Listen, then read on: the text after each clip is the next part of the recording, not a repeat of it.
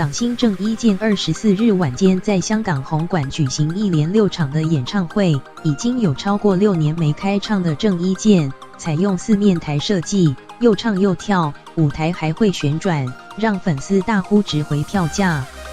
郑伊健，直至消失天与地，剩太多黄昏，剩太多晨曦和下半生，当中需要有你。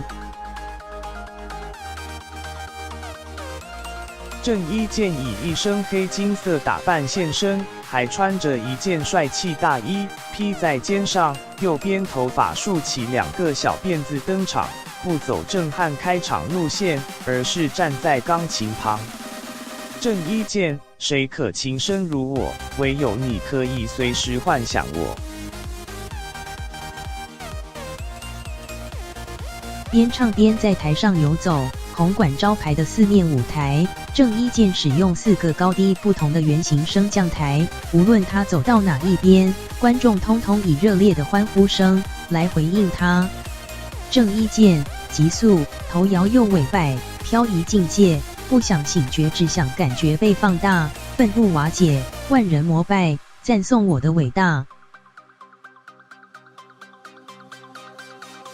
之后更唱出多首快歌，像是急速、快向及全程效应等。郑伊健又走到旋转舞台中，与舞蹈员一起跳舞，一开场就连唱1整个小时，都没说话，让粉丝完全陷入回忆中。已经有6年没在香港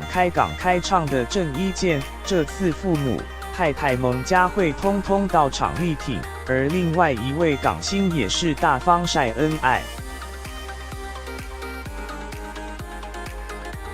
冯德伦一边弹吉他，一边弯腰对着老婆舒淇的猫咪唱情歌，虽然深情款款，嗓音温柔，但是猫咪把头左晃右摇，猫咪眼神偶尔盯着镜头，反应相当冷淡，形成极大对反差。舒淇和冯德伦结婚将迈入第3年，很少公开晒恩爱，现在大方晒出影片，把大家都闪瞎啦。